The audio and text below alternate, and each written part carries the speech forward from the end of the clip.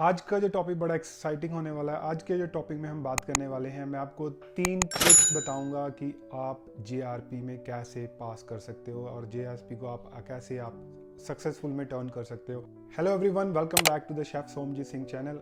आई hope आप सभी YouTube family वाले सारे ठीक होंगे। I hope that everybody is enjoying their life. आज का जो टॉपिक बड़ा एक्साइटिंग होने वाला है। आज के जो टॉपिक में हम बात करने वाले हैं, मैं आपको 3 ट्रिक्स बताऊंगा कि आप जीआरपी में कैसे पास कर सकते हो और जीआरपी को आप कैसे आप सक्सेसफुल में टर्न कर सकते हो। तो जो 3 पॉइंट हैं, हम स्टेप बाय स्टेप उन तीनों पॉइंट पे बात करेंगे। लास्ट वाला जो पॉइंट है वो बहुत ज़्यादा इंपॉर्टेंट होने वाला है, बिकॉज उसमें मैं वो चीज़ें बताऊंगा कि जो असेसर आपसे सुनना चाहते हैं और जो असेसर आपसे ऑब्जर्व करना चाहते हैं, जो आप किचन में काम करते हो। तो जुड़े रहिए इस वीडियो के अंत तक, हम सब पॉइंट पे वन बाय वन बात करेंगे। फर्स्ट पॉइंट जो है हमारा, आप इंडस्ट्री में एंगेज होने चाहिए, आप वर्क प्लेस पे काम करते होने चाहिए। जो पहला पॉइंट हम बात कर रहे हैं, इसमें क्या होता है कि जनरली बहुत सारे स्टूडेंट्स की कॉल आती है तो दे यूजुअली मेंशन कि हम 1 दिन कर रहे हैं, 2 दिन कर रहे हैं या 3 दिन कर रहे हैं। तो ये इनफ नहीं है स्पेशली जीआरपी के लिए। एज ऑफ नाउ सबको पता है कि जो जीआरपी का टेस्ट है वो अभी टफ हो रहा है डे बाय डे, और बहुत सारे रूमर्स भी आ रही हैं कि नहीं, टफ नहीं है। क्योंकि मेरे रिसेंट जो स्टूडेंट अपीयर हुए हैं वो मुझे खुद फ़ोन करके ये बता रहे हैं कि ये चीज़ें पॉसिबली पूछी जा रही हैं उनसे, नॉट कि 1-2 क्वेश्चन या 10 क्वेश्चन या 15 question, they are properly spending 2 hours there. So हमें इस चीज़ को कवर अप करना है कि कोई भी ऐसा कोई पॉइंट अनटर्न ना रहे जिसे हम कंप्लीट ना करें और जो हमारा जीआरपी का टेस्ट है वो फेल हो जाए। पहले पॉइंट पे हम बात करें कि ये बहुत ज़रूरी है। इंडस्ट्री की एंगेजमेंट होने पर क्या होता है कि आप जो भी वर्क प्लेस पे आपकी जॉब एंड रिस्पॉन्सिबिलिटीज़ हैं वो आपको अच्छी तरह से पता होनी चाहिए। और अपार्ट फ्रॉम दैट, अगर हम बात करें, जो भी आपके रेस्टोरेंट में चीज़ें होती हैं रेगुलर बेसिस पे, उन चीज़ों को आपको प्रॉपर फैमिलियर होना चाहिए। जैसे हम बात करें कि आपने इस इंडस्ट्री को कब ज्वाइन किया, आप कौन से सेक्शन पे काम करते हो, आपके रेस्टोरेंट की सिटिंग कितनी है। मेजॉरिटी ऑफ द जो क्वेश्चंस होते हैं, इंट्रोडक्टरी क्वेश्चंस होते हैं, वो आपके इसी पार्ट में पूछे जाते हैं। तो आपको अच्छे तरह से ये चीज़ें के बारे में नॉलेज होनी चाहिए कि जिस ऑर्गेनाइजेशन में आप काम करते हो उनके सप्लायर कौन कौन से हैं, अब वहाँ पर डिलीवरी आती है, कितना स्टाफ वहाँ पर काम कर रहा है, कितने फुल टाइम्स हैं, कितने पार्ट टाइम्स हैं और कितने वहाँ पर कैजुअल्स हैं। अपार्ट फ्रॉम दैट, आपका कूल रूम कहाँ लोकेटेड है और आपका ड्राई स्टोर कहाँ पे लोकेटेड है, आपका फ्रीज़र कहाँ पे लोकेटेड है, कौन सी फ्रिज और रेफ्रिजरेटर में या वॉक इन में कौन सा क्या सामान पड़ा है, डिलीवरी आप कहाँ से रिसीव करते हो, कौन कौन से आपके जो रेस्टोरेंट में टेक अवे वाले ऑप्शंस अवेलेबल हैं जैसे कि उबर ईट्स या मैनी लोग। तो ये वाली जो सारी चीज़ें हैं वो आपसे असेसर पूछते हैं आपके इंट्रोडक्टरी क्वेश्चंस में। ये आप तभी बता सकते हो अगर आप उस रेस्टोरेंट में काम कर रहे हो। जैसे कि मैंने पहले बहुत वीडियो में बता रखा है कि कई बार क्या होता है कि स्टूडेंट वहाँ पे काम नहीं करते एंड जब असेसर उनसे क्वेश्चन पूछता है, असेसर बोलता है कि आप ये चीज़ लेके आओ और मेरे को काट के दिखा दो, और या फिर ये मेरे को वो दिखा दो, आपका ये कहाँ पर पड़ा है, ये स्टफ़ कहाँ पे पड़ा है। तो they get confuse because they never know कि कौन सी चीज़ कहाँ पर पड़ी है। तो ये बहुत इंपॉर्टेंट है पहला पॉइंट कि आप उस ऑर्गेनाइजेशन में काम करते होने चाहिए। सेकंड जो पॉइंट की बात कर रहे हैं वो है आपकी मेन्यू के बारे में। जो मेन्यू है आपके रेस्टोरेंट की, आपको उसके बारे में प्रॉपर इंफॉर्मेशन होनी चाहिए। मोस्टली स्टूडेंट मुझसे पूछते हैं, जैसे मैं तंदूर पे काम कर रहा हूँ या मैं लार्डर पे काम कर रहा हूँ या फिर मैं पेस्ट्री पे काम कर रहा हूँ या फिर मैं सी फूड पे काम कर रहा हूँ या फिर मैं सैलड सेक्शन या फिर मैं हॉट पैन पे काम कर रहा हूँ या फिर मैं ग्रिलर पे काम कर रहा हूँ या फ्रायर पे काम कर रहा हूँ। तो आप सबको ये बताना चाहूँगा कि it is not that enough. ये इनफ नहीं है। ये मैं आपको डरा नहीं रहा, क्योंकि मेरा काम डराना नहीं है। मेरा काम है कि आपको उस चीज़ के बारे में आपको इन्फॉर्मेशन दूं जो चीज़ आपके साथ हो सकती है। So please take it into the positive way. जो भी आप सेक्शन पे काम करते हो वो तो उसके बारे में आपको इन्फॉर्मेशन पता होनी चाहिए। अपार्ट फ्रॉम दैट, जो और रेस्टोरेंट के आपके सेक्शन हैं उनके बारे में आपको नॉलेज होनी चाहिए। मैं ये नहीं कहता कि you have to be a Spiderman, Superman और बैटमैन। मैं ये कह रहा हूँ कि आपको उन सेक्शन के बारे में थोड़ी बहुत नॉलेज होनी चाहिए, जिससे क्या होता है, अगर असेसर आपसे कोई भी आउट ऑफ द सेक्शन अगर आपसे कोई क्वेश्चन करता है तो आप उसका ईजिली जवाब दे सकते हो। You can easily answer those question. ये मत समझें कि आप फ्रायर पे काम करके आप जीआरपी का टेस्ट पास कर लोगे। नहीं, ऐसा नहीं होता। और इसके बहुत सारे एग्जांपल्स हैं।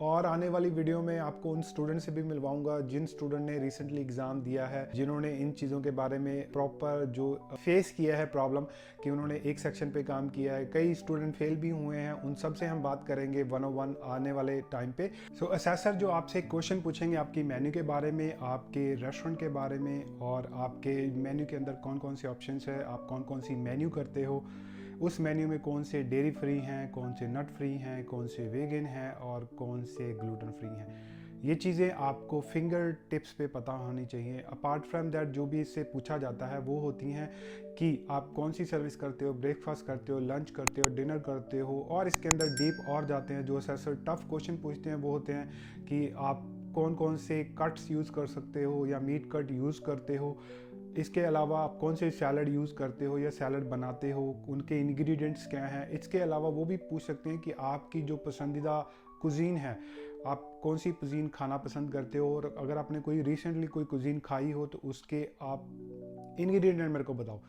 सो ऐसा नहीं है कि वो आपकी जो अंदर की नॉलेज है उस सब को चेक करते हैं कि आपको इनफ नॉलेज है या नहीं है। उसके बेसिस पे आपसे क्वेश्चनिंग रेगुलर बेसिस पे करते रहते हैं। अगर उनको कहीं पे भी सस्पेक्ट लगे कि you are not a real or legit student and working in this hospitality and you are not ready for the GRP, तो वो आपसे इतना डिग डीपर करेंगे कि आपको कंफ्यूज करेंगे, आपको मैनिपुलेट करेंगे, इस तरह से क्वेश्चन पूछेंगे कि आप कंफ्यूज होकर उनका गलत आंसर करो। जो आप घर पे भी कुछ खाना बनाते हो जो कि डेयरी फ्री, नट फ्री, वेगन या ग्लूटेन फ्री होते हैं, आप उनके भी आइडियाज़ अपने टेस्ट में दे सकते हो। कई बार असेसर आपको ये भी बोल सकता है कि मान लो कि मेरे को ये वाले ऑप्शंस नहीं चाहिए, इसके अलावा आप ऑप्शन क्या दोगे जो कि आपकी मेन्यू में अवेलेबल नहीं है। So that is the instant thinking कि आप एज ए प्रो शेफ़ की तरह उन चीज़ों का आंसर कर सकते हो, क्योंकि आप उस चीज़ में एक्सपर्टीज़ रखते हो and you have been working that industry, तो आप उसका इजीली अपने आइडियाज़ और अपने नॉलेज के हिसाब से उसका आंसर कर सकते हो। तो ये जो मेन पॉइंट थे। जो तीसरा मेन पॉइंट हम बात कर रहे हैं, जो मेजॉरिटी ऑफ द स्टूडेंट इस चीज़ में फेल हो जाते हैं, इस चीज़ को वो फॉलो नहीं करते, वो है कि आपकी जो ऑब्जर्वेशन है, जो आप उस दिन पे टास्क कर रहे हो, वो बहुत ज़्यादा इम्पॉर्टेंट है। उसके बेसिस पे ही आप ईज़िली जज हो जाते हो कि आप जेआरपी या जॉब रेडी के लिए क्वालिफाई कर रहे हो या फिर नहीं कर रहे हो। ये बहुत ज़्यादा मैटर करता है आपकी जो आउटकम है उसको सक्सेसफुल बनाने के लिए। तो इसमें बहुत सारे एग्जांपल्स हैं, आपको मैं शॉर्ट करके बता देता हूँ कि आपको करना क्या है उस दिन और how you can be prepare your self for the observation. Assessor जब आपसे क्वेश्चनिंग करते हैं तो क्वेश्चनिंग में आप बहुत अच्छे जाते हो, क्योंकि मेजॉरिटी ऑफ द स्टफ मैंने अपनी यूट्यूब वीडियोस में भी डाला हुआ है। अगर आपने सब्सक्राइब नहीं किया तो आप मेक श्योर कि आप अभी सब्सक्राइब करो और आपको लेटेस्ट जो भी अपडेट्स है वो आपको मिलती रहें। जो भी इन थ्योरिकल बेसिस क्वेश्चन होते हैं वो मैंने ऑलरेडी अपनी यूट्यूब वीडियोस में डाल रखे हैं। अपार्ट फ्रॉम दैट जो भी आपके सुपरवाइज़र के साथ वेरिफिकेशन होती है वो इजीली कि जितने भी सुपरवाइज़र होते हैं वो हमेशा आपकी जो फीडबैक है वो पॉजिटिव ही देते हैं। बट उसके बाद में जो ऑब्जर्वेशन आता है, असेसर आपसे क्वेश्चनिंग करने के बाद में किचन में आके दे ओ कंटिन्यूसली वॉचिंग यू। उससे क्या होता है कि अगर आप उस सिनेरियो में अपने जो टास्क हैं, अपनी जो प्रिपरेशन है, अपनी जो कुकिंग है, टेक्निक्स हैं, या फिर आपकी जो प्लेटिंग्स हैं या मीज़ा इन प्लेस है, अगर आप उनको सही तरीके से असेंबल नहीं करते and you are making mistakes, errors during that observation, तो वहाँ पे असेसर को ये क्वेश्चन हो सकता है कि आप जॉब रेडी के लिए रेडी नहीं हो सकता है कि आपने थ्योरी वाले जो आंसर्स हैं वो कहीं से रट्टा किए हों, आपने कहीं से सुने हों या किसी ने आपको तैयारी करवाई हो।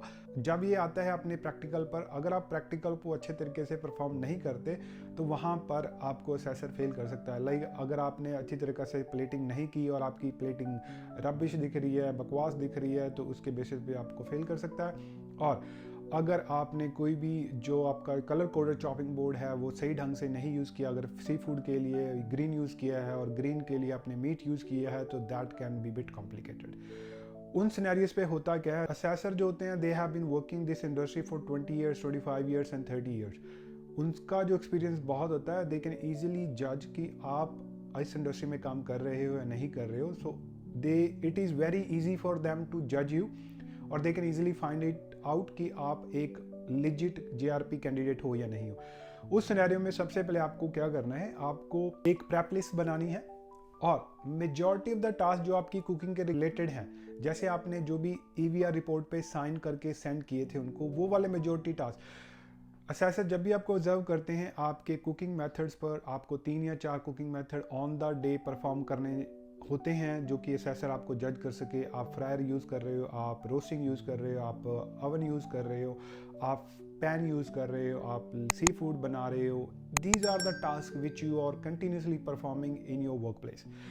और उसके अलावा आपसे वो एक्सपेक्ट करते हैं कि जो भी आप हाइजीन प्रैक्टिसेस उसको मेंटेन कर रहे हो, अपने रेस्टोरेंट की पॉलिसीज़ एंड प्रोसीजर को फॉलो कर रहे हो या नहीं कर रहे हो, regular hand washing, regular gloves changing और regularly colour coded board chopping use कर रहे हो, नाइस को रेगुलरली चेंज कर रहे हो या वॉश कर रहे हो, हैंड को सैनिटाइज कर रहे हो, सरफेस को क्लीन कर रहे हो, और फूड को राइट टेम्परेचर पे हीट कर रहे हो, और when you serving it you make sure that heat और टेस्ट कर रहे हो। तो ये जो चीज़ें हैं वो बहुत इंपॉर्टेंट होती हैं कि आप उन टास्क को जैसे आपने थ्योरी में परफॉर्म किया है उसी प्रकार आप उनको प्रैक्टिकल में भी इम्प्लीमेंट कर रहे हो। अगर आप थ्योरी में कुछ और बोल रहे हो, प्रैक्टिकल में you are delivering something else, so it is very easy for the assessor to fail you in GRP test. So ये जो 3 नगेट्स से आपके साथ जो मैंने आज इन्फॉर्मेशन शेयर की है, आई होप आपको ये वीडियो पसंद आई होगी। अगर ये वीडियो पसंद आई है तो प्लीज़ आप इसको लाइक, सब्सक्राइब और शेयर ज़रूर करें। अपने दोस्तों मित्रों के साथ ही इन्फॉर्मेशन स्प्रेड जरूर करें। और भी बहुत सारी ट्रिक्स हैं, सीक्रेट जो पॉइंट्स हैं वो अपनी नेक्स्ट वीडियो में हम लेके आ रहे हैं। So keep in touch and thank you so much for support. See you next video. Till then take care of yourself. Bye bye. Thank you.